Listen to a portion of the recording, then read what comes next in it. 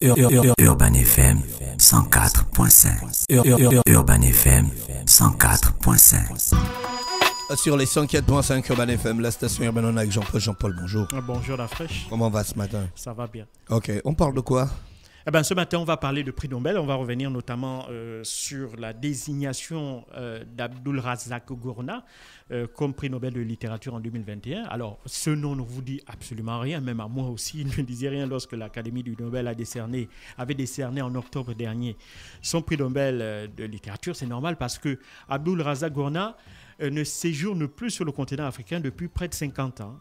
Il est originaire de Tanzanie, il est né sur l'île de Zanzibar. C'est une île qui se trouve, c'est un archipel qui est au large de la Tanzanie et qui est rentré dans le giron de la Tanzanie au début des années 60. Et donc, il avait quitté ce pays, son pays d'origine en 1964. À l'époque, il avait 18 ans. Il avait fui, évidemment, la violence qui avait suivi le renversement du régime politique par les militaires. Et donc, il s'était réfugié en Angleterre où il vit jusqu'à présent. Et il est enseignant de littérature à l'université de Kent. Et il est spécialisé notamment dans la littérature post-coloniale. Et donc, c'est quelqu'un, évidemment, qui n'est pas connu du grand public et encore moins même des spécialistes de littérature africaine. Pourquoi? Parce que, un, il a écrit très peu de romans, seulement une dizaine à son actif. Et deux, ces romans sont principalement écrits en anglais et étaient également disponibles pour la plupart du temps qu'en Europe. Donc, ces livres ne sont pas disponibles en Afrique, sur le continent africain. Et pire, donc, si vous allez même dans son pays d'origine, les gens ne le connaissaient pas. Les gens l'ont découvert pour la plus grande majorité. L'opinion publique tanzanienne l'a découverte, un peu comme nous, en octobre dernier, lorsqu'il avait reçu son prix Nobel. Et donc, on l'a vu pour la première fois le 10 décembre dernier, lorsqu'il avait reçu sa médaille, enfin sa récompense du prix Nobel par vidéoconférence à cause de la pandémie de la Covid-19, c'est au niveau de l'ambassade de la Suède qu'il avait, c'est l'ambassadrice de Suède au Royaume-Uni qui lui avait remis évidemment sa distinction. Et donc c'est à ce moment-là que l'on avait découvert l'homme. C'est quelqu'un évidemment qui lui-même l'avait dit, il était totalement surpris par cette annonce, puisque il a su qu'il était prix Nobel de littérature alors qu'il se trouvait en déplacement sur l'île de la Barbade, d'où est originaire son épouse. Ils allaient assister à l'indépendance de ce nouvel État-là, et c'est là-bas qu'ils ont appris qu'il avait été fait prix Nobel. Donc c'est en rentrant évidemment qu'il avait reçu par la suite sa distinction et qui s'était révélé, si tu veux, au public international, à la littérature, aux spécialistes, enfin aux amateurs et aux spécialistes de la littérature internationale. Et ce qui est intéressant aussi avec cette distinction accordée à Abdul Razak Gurnah, c'est qu'il faut savoir que Abdul Razak Gurnah est le 5e Africain à recevoir le prix Nobel de littérature. Et recevoir les prix Nobel, il y en a 18. Donc il y a 13 prix Nobel de la paix et il y en a 5 de littérature avec Wole Soyinka, Naguib Mahfouz, Nadine Gordimer et John Maxwell Coetzee. Alors il faut savoir que John Maxwell Coetzee et Nadine Gordimer, les deux sont originaires d'Afrique du Sud. C'est le pays qui a le plus grand nombre de prix Nobel de littérature sur le continent. Naguib Mahfouz, lui, il est originaire d'Égypte. Et Wole Soyinka, il est originaire du Nigeria. Exactement. Et l'une des... maintenant, quand on regarde aussi les prix Nobel de littérature, il faut savoir que depuis que l'on avait commencé à décerner cette distinction en 1901, il y a eu 118 prix Nobel de littérature qui ont été décernés. Et donc, 95 ont été décernés à des écrivains issus soit d'Europe, soit d'Amérique du Nord. Donc l'Afrique et l'Amérique du Sud sont en quelque sorte les pays qui sont les moins distingués dans ces disciplines-là. Et est-ce qu'un francophone africain a déjà eu le prix Nobel de littérature? Jamais. Comme je l'ai dit, on a Wole Soyinka, Naguib Mahfouz. Wole Soyinka, c'est un écrivain anglophone. Naguib Mahfouz, un écrivain anglo-arabophone parce qu'il écrivait principalement en arabe, mais également en anglais. Nadine Gordimer et John Maxwell Coetzee, eux, c'est en anglais. On n'a jamais eu de francophone recevoir un prix Nobel de littérature. Mais c'est normal. Pourquoi je dis normal? Parce que très peu, les gens ne le savent peut-être pas, mais il y a très peu d'écrivains francophones dont les ouvrages sont régulièrement traduits en anglais et qui soient vendus sur le marché anglo-saxon. Vous avez quelques rares écrivains comme Alain Mabankou, mais Alain Mabankou a la particularité d'enseigner et en Europe, donc en France, et aux États-Unis. Donc, ce qui fait que c'est un écrivain qui a à la fois cette double langue-là, le français et l'anglais.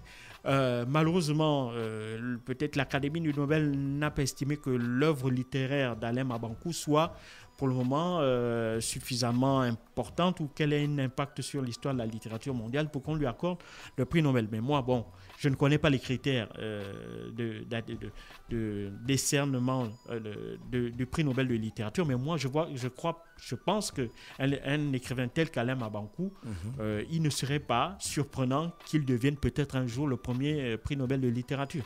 Mais donc, il y a un Africain qui a eu un prix là.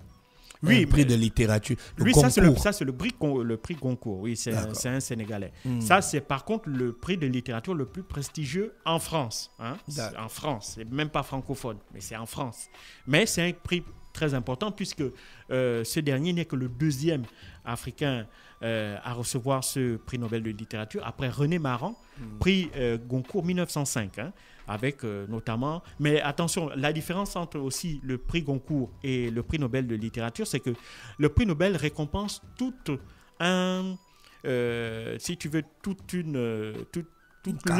la carrière, merci, toute la carrière littéraire d'un écrivain. C'est la carrière qu'on récompense.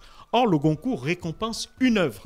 Voilà, c'est une œuvre. Donc, tu peux écrire une œuvre et puis tu as le prix Goncourt. Voilà, si tu écris ton œuvre et qu'à ce moment-là, effectivement, elle se distingue de l'ensemble ou de la plupart des œuvres qui sont sorties, là, vous avez un Goncourt. En 1905, René Maran, quand il écrit Batouala, c'était un pamphlet sur la colonisation. Et c'était justement ce livre-là qui avait quelqu'un qui avait fustigé, qui avait condamné, qui avait critiqué les effets de la colonisation, notamment sur le continent africain et sur l'ensemble des pays colonisés. Hein. Mais il s'était appuyé notamment sur ce qui se passait dans les territoires d'outre-mer et en Afrique francophone pour évidemment dénoncer toutes les injustices et les atrocités que l'on pratiquait, notamment dans ces terres de colonisation-là. Donc, et lui, l'écrivain sénégalais, le nom m'échappe, lui aussi a été récompensé pour l'œuvre qu'il a sortie cette année.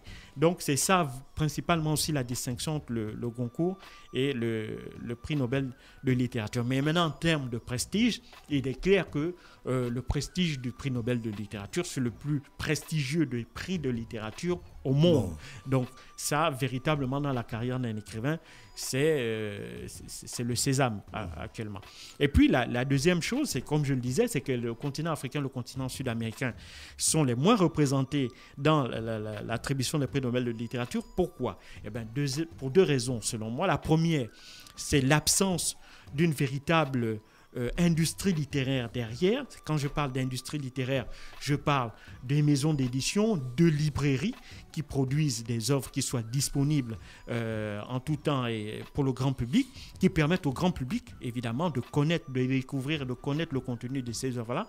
L'industrie littéraire est quasiment inexistante dans ces deux continents-là pour des raisons évidentes, c'est que les gouvernements n'ont pas, évidemment, incité à développer ce pan de l'économie-là. Ça, c'est la première chose. La deuxième chose, c'est que pour des raisons politiques, on a toujours considéré que la littérature pouvait être un élément extrêmement dangereux et déstabilisant des régimes. Et donc, dans beaucoup de pays, les gouvernements, surtout les régimes qui ont pris une tournure autocratique, ont pris la décision de museler, si tu veux, les écrivains, parce que la plupart des écrivains étaient des enseignants. Et après, ils se muaient en hommes politiques où ils étaient des enseignants qui, évidemment, à travers leurs œuvres, dénonçaient, si tu veux, un certain nombre d'injustices qu'ils observaient dans leur environnement-là. Et donc, ils étaient considérés comme étant potentiellement une menace pour ces régimes-là. Et c'est la raison pour laquelle les régimes ont tout mis en œuvre pour déjà interdire la production d'œuvres littéraires, notamment les œuvres romanesques, qui sont pour la plupart les principales voies d'expression de ces écrivains qui peuvent être considérés comme étant subversifs. Et puis la deuxième chose, c'est qu'on a seulement privilégié l'édition de manuels scolaires ou bien d'édition de manuels qui ont des caractères de divertissement tels que les bandes dessinées et autres. Mais tout ce qui concerne la littérature, la poésie, le roman, etc., tout ça là a été muselé. Et ça, c'est particulièrement visible visible, par exemple, lorsque vous prenez 2 pays dont sont originaires 2 des 5 candidats de prix Nobel de littérature. Vous avez le Nigeria et vous avez la Tanzanie. La Tanzanie, par exemple, où les œuvres d'Abdulrazak Gurnah ne sont disponibles dans aucune librairie.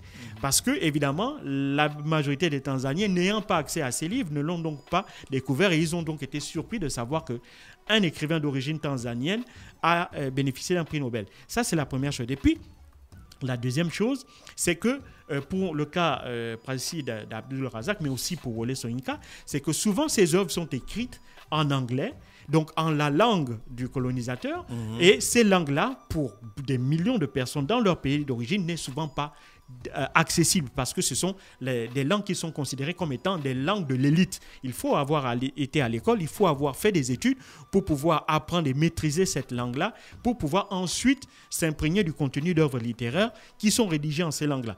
Et malheureusement, lorsque vous prenez la Tanzanie, où la principale langue parlée dans le pays, ce n'est pas l'anglais, mais c'est plutôt le Swahili, même si le Swahili a la particularité d'être aussi une langue écrite, mais les œuvres d'Abdulrazak Gurnah ne sont pas traduites en Swahili. On va voir pour la première fois une œuvre qui est intitulée Paradise, qu'il avait sortie en 1994, qui sera traduite en Swahili et qui sera disponible pour le public tanzanien, le pays et le public d'Afrique australe à partir de début 2022. Donc c'est dire déjà cette réalité-là. D'abord, l'industrie littéraire est inexistante. Deuxièmement, il y a très peu d'écrivains qui sont dans ces pays-là parce qu'évidemment, les gouvernements ont tout mis en œuvre pour dissuader ou décourager les écrivains d'éclore, d'exister. Pour exister, la plupart des écrivains, lorsque vous prenez les écrivains africain Fatou Diom et même le jeune Sénégalais qui a eu le prix concours, Wole Soyinka, qui vit en Angleterre ou aux États-Unis, ou Abdulrazak Gurnah, ne vivent pas aussi sur le continent africain. Ils sont obligés d'aller à l'exil. Alain Mabankou, qui est originaire du Congo-Brazzaville, vit en France et aux États-Unis. Donc c'est pour dire que, troisièmement, on a un terreau politique qui ne permet pas d'émulation intellectuelle, qui ne permet pas d'émulation de littéraires, d'écrivains. Or, ce sont ces socles-là, c'est-à-dire les sciences sociales, les sciences littéraires, qui permettent de développer l'intelligence humaine. On ne peut pas bâtir des sociétés qui se veulent développer, démocratiques et autres, si au niveau de l'éducation, il n'y a pas une émulation en matière de littérature. Si on n'apprend pas aux gens à aimer le roman, à aimer la poésie, à aimer tout ce qui concerne les lettres, la littérature de manière générale, eh ben, on va muer vers une société qui n'est pas intelligente, qui est beaucoup plus mécanique, qui est beaucoup plus terre à terre.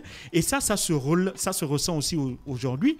Quand on regarde globalement les niveaux des échanges ou les niveaux des informations, la manière dont sont traitées les informations, par exemple dans les réseaux sociaux, où véritablement, lorsque l'on regarde les posts, je suis désolé, mais lorsqu'on lit les posts, quand on lit en français, l'orthographe, c'est une véritable catastrophe. Et deuxièmement, la pauvreté des contenus qui sont délivrés dans la plupart des posts. Ça revient au fait qu'on a un déclin depuis la fin des années 70 de culture littéraire dans le continent africain. Et ça, évidemment, ça n'augure rien de positif pour demain, parce que si on veut bâtir de vraies sociétés avec de vraies intelligences, si tu veux, la protection, le développement des sciences littéraires, de la littérature de manière globale, et avec la mise en œuvre d'une industrie littéraire pour favoriser l'émulation des écrivains de demain, ça doit être l'une des priorités des gouvernements, mais malheureusement, ce n'est pas le cas. Merci Jean-Paul avec nous ce matin sur l'actualité internationale. On revenait sur le prix Nobel de littérature. Merci à tous les auditeurs bien connectés. On se retrouve dans quelques minutes avec René Ruth, le temps pour nous de faire un tour en musique. Urban FM 104.5